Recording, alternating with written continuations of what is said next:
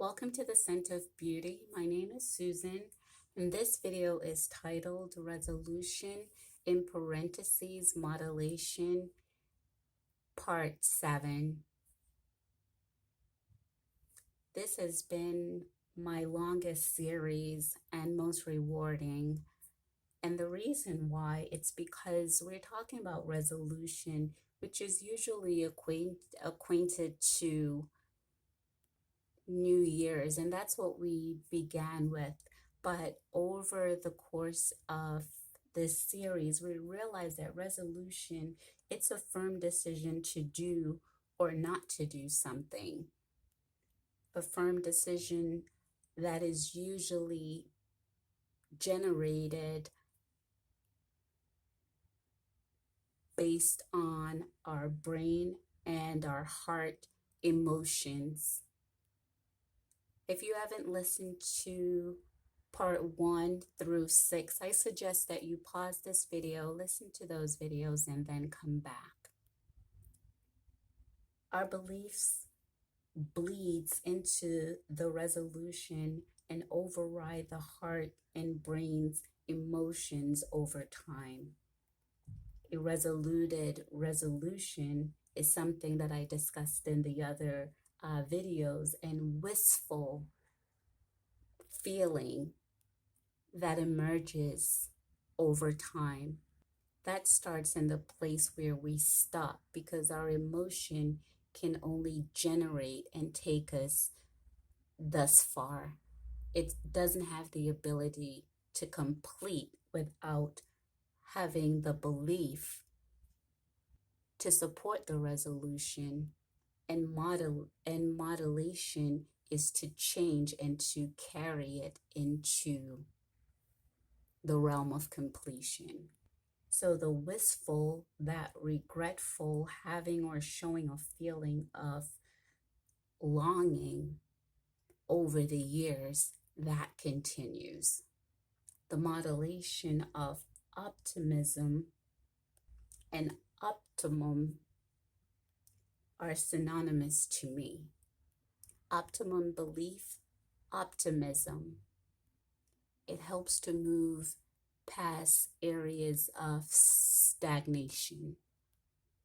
I mentioned system of engineering in my other videos, but one of the models, because in system engineering, we needed a model, and the model that I used in my last video was Alexander Graham Bell, and some of the things that I learned from his journey to help his mother, who was hearing impaired, that ultimately led to changing generations, ours included, with the telephone.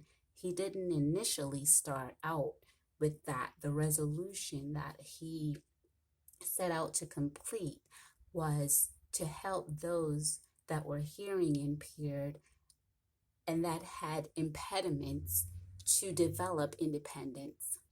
So he taught me and taught us about fluent and flowing with our resolutions and being unbounded, which is modulation. And so I'm going to continue, and I'm going to introduce another model by the name of Jesse Eugene Russell. But before we get to Jesse Eugene Russell, between Alexander Graham Bell and Jesse Eugene Russell came the cordless phone. So just a little sidebar, but it holds great details. And for me, this is the realm of subconscious. And if you allow me, I can elaborate on this, because we're talking about resolution, and we have a conscious emotion that is supporting the journey. But under our consciousness, under conscious, there is a belief system that's not necessarily jiving with the emotions. And so we're going to take a look at these two models these men, but their devices that they invented helps to expand the idea of resolution, hence modulation. So we know that a cordless phone and a wireless connection operates from two separate premises. The reason intent and attention conversion fails is because the network it is built into leads back to the same plugged in ideas over and over again, like a landline. The conscious and subconscious proceed from two different channels. However, they are connected to a built in network, the mind. So think about it. So they proceed from different channels. So one emerges from an evident location, noticeable. We can trace a landline cord to the jack, right? And it is easy to understand the idea of I think, I feel, I think, the brain and heart emotions. We get excited about our resolutions. The I'm going to be, I'm going to do. So one is apparent, the emotion is apparent, while the other is ambiguous, concealed, obscure, imperceptible, etc. You get the idea. And that's our psyche, our belief. So it's safe to say that intention and attention are the key component in the phase diameter of modulation, because in modulation we know about the amplitude, the frequencies, and the phases. And so with our resolution, we have to know what's going on with the consciousness, subconscious part of our being, and the unconscious. Again, I call it underconscious. We got to be introduced to all three components of ourselves. The process of development and its changes are measured over periods of time and stages in series. So we want the resolutions, but we have to be familiar with what is changing, and we got to measure it over a period of time and the stages in the sequence. Like, where is my emotions and where is my belief system in regards to the process of what I'm trying to develop? So if we take the cordless phone approach, a cordless phone gave customers range, right? An opportunity to move about freely, more mobility with the same attachment as the landline, broadening their access while contiguously bound. So with the New Year's resolution, it seems like we're going in a different direction because the word new is introduced into that with the resolution. However, we're still connected to, bound to a system of belief.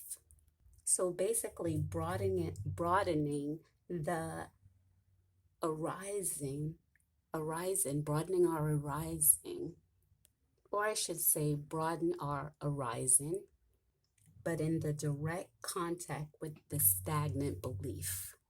Without modulating the belief, dreams and wishful emotional thinking can get further along in the new year, but not far.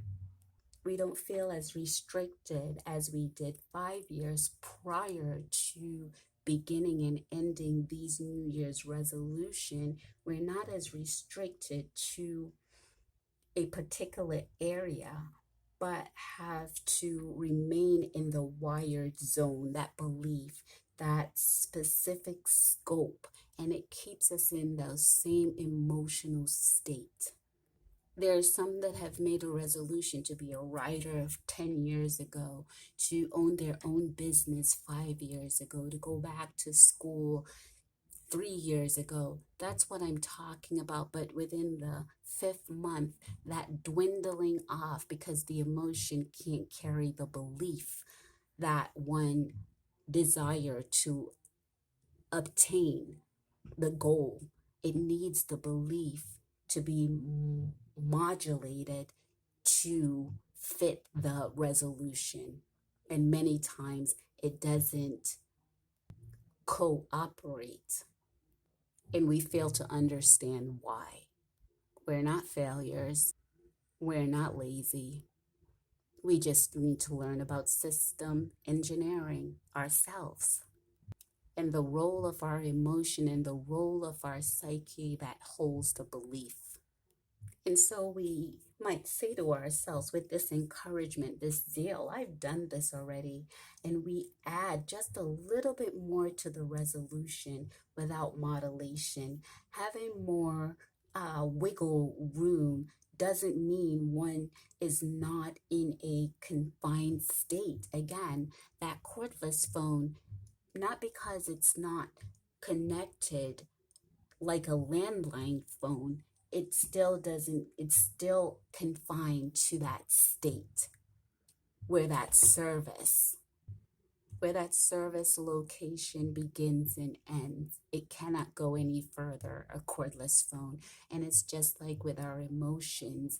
If we don't have the belief to support it, it cannot go any further than the emotion itself. Like to be invited into the world of those who are giving birth to their creative voice. Know that I love what they are saying. I do. I love creative people. I love people that set out with the resolution. It's one of the most authentic exchange of pure joy, I believe. That inspiring,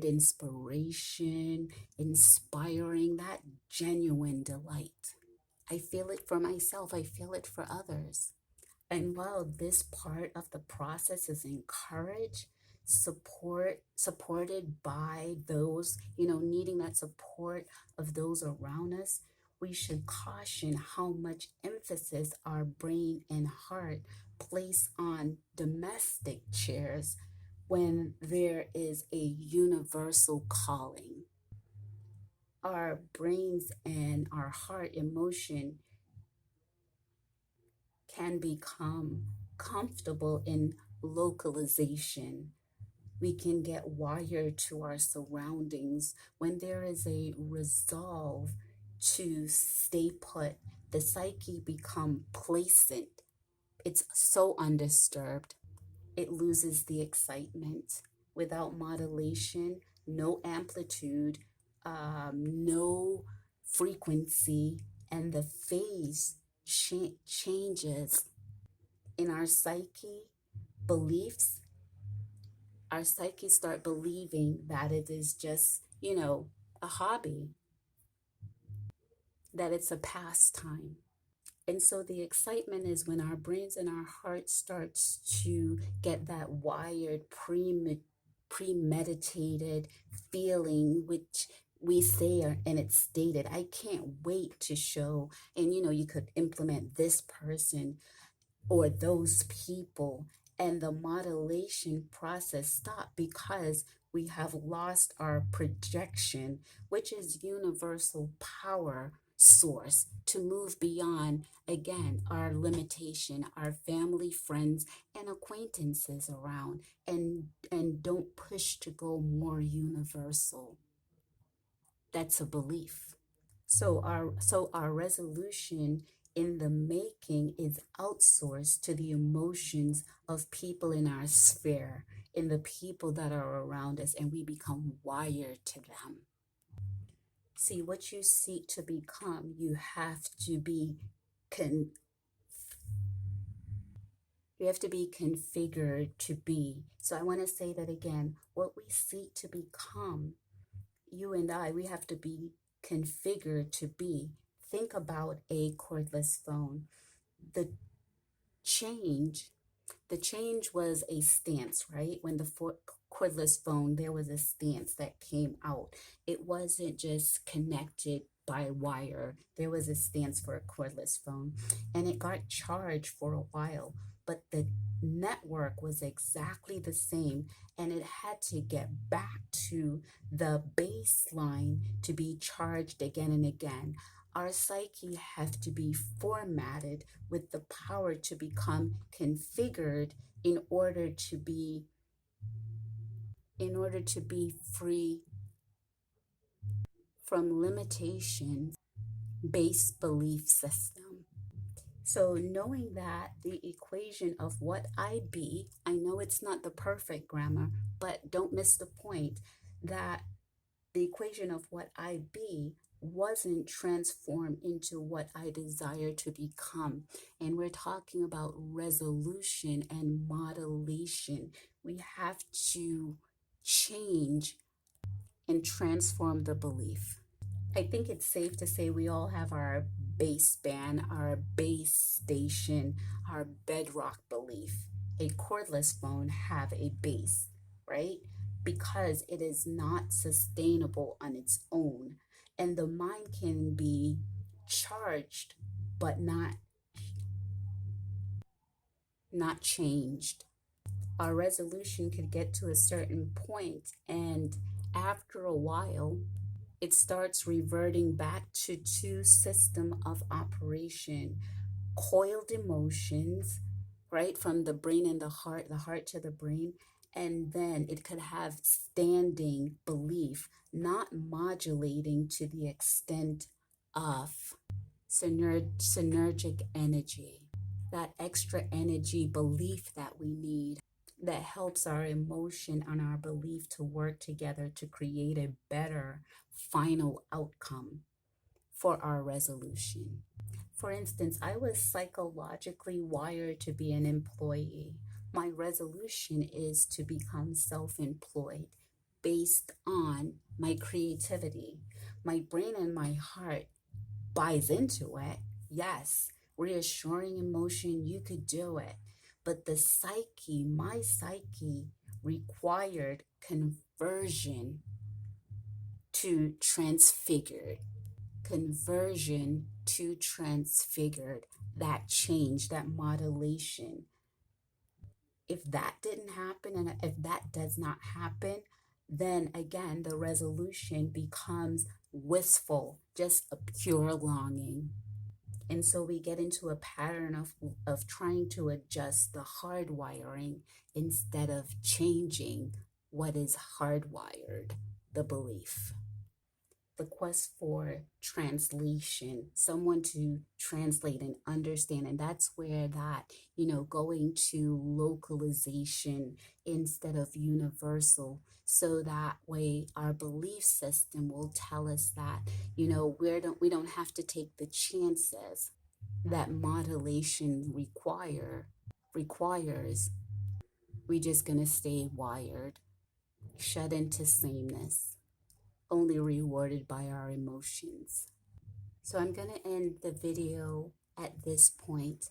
How do we move beyond the stationary, even if the device seems to change the belief and the zone that we get locked into based on the belief? How could we move beyond and surpass that belief along with the emotion? We have the answer. Just keep on going. Let's modulate. And we're going to keep that movement in part 8. Thank you so much. Welcome to the Scent of Beauty.